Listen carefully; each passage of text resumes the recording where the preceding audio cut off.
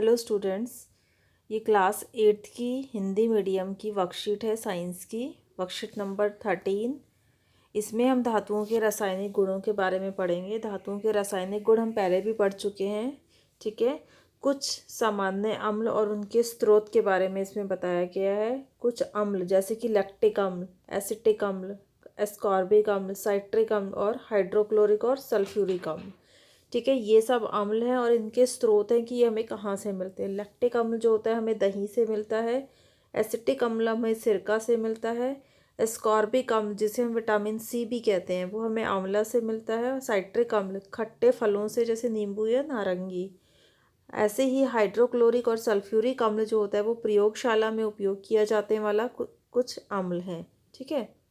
इसके बाद है सोडियम हाइड्रोक्साइड। ये क्या है? क्षार है, ठीक है। सोडियम हाइड्रोक्साइड का उपयोग कहाँ किया जाता है? साबुन बनाने के लिए।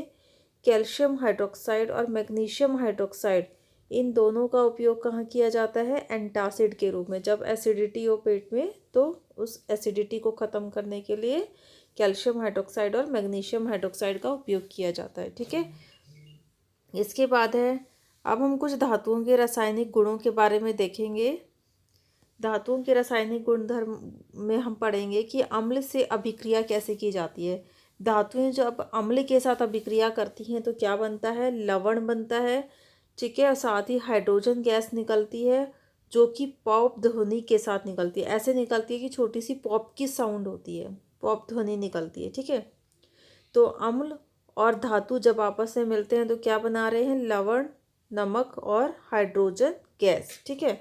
इसीलिए धातु के बर्तनों में अम्लीय पदार्थ नहीं रखने चाहिए। क्यों नहीं रखने चाहिए? क्योंकि अम्लीय पदार्थ क्या होते हैं?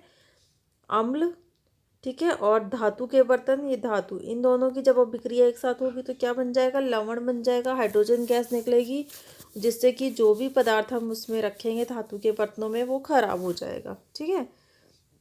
इसीलिए कभी भी एल्युमिनियम के बर्तनों में, एल्युमिनियम क्या है? धातु, ठीक है। धातु के बर्तनों में नींबू का अचार नहीं रखना चाहिए क्योंकि नींबू का अचार जो होता है वो अम्लीय प्रकृति का होता है। इसके बाद है क्षार के साथ अभिक्रिया करेंगे तो कुछ धातुएं क्षार के साथ अभिक्रिया करके क्या बनाती है? लवण बनाती है। यहाँ पर अम्लों के साथ अभिक्रिया होती, यहाँ पर क्षार के साथ धातु की अभिक्रिया होगी, ठीक है। यहाँ भी लवण बनेगा और साथ में हाइड्रोजन गैस निकलेगी। यहाँ पर एक छोटा सा एक्सपेरिमेंट भी करके दिखाया है, ठीक है। पॉप ध्वनि से जलती हुई हाइड्रोजन गैस निकली हुई है। ये हाइड्रोजन गैस बुलबुलों के रूप में निकल रही है, ठीक है। ये नीचे धातु है और इसमें ऊपर अम्ल डाला हुआ है। अब इसके बाद हम क्वेश्चन आंसर करेंगे।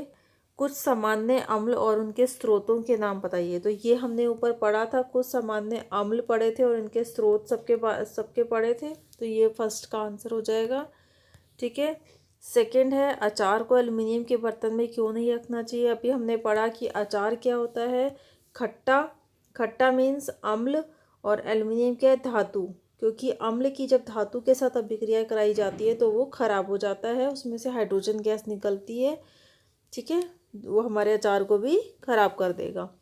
थर्ड क्वेश्चन है, क्या होता है जब धातुएं अम्ल के साथ अभिक्रिया करती है? अम्ल के साथ धातुएं अभिक्रिया करती है तो ये रिएक्शन लिखनी है। अम्ल प्लस धातु इक्वल टू लवण बनते हैं और हाइड्रोजन गैस निकलती है, ठीक है। थर्ड का आंसर है।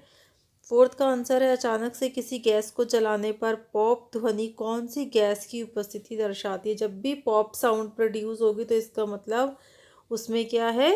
हाइड्रोजन गैस, ठीक है। उसमें क्या निकलेगी? Hydrogen gas. तो ये हमारी वर्कशीट कंप्लीट है। अब हम मिलेंगे अपनी नेक्स्ट वीडियो में, तब तक के लिए थैंक यू।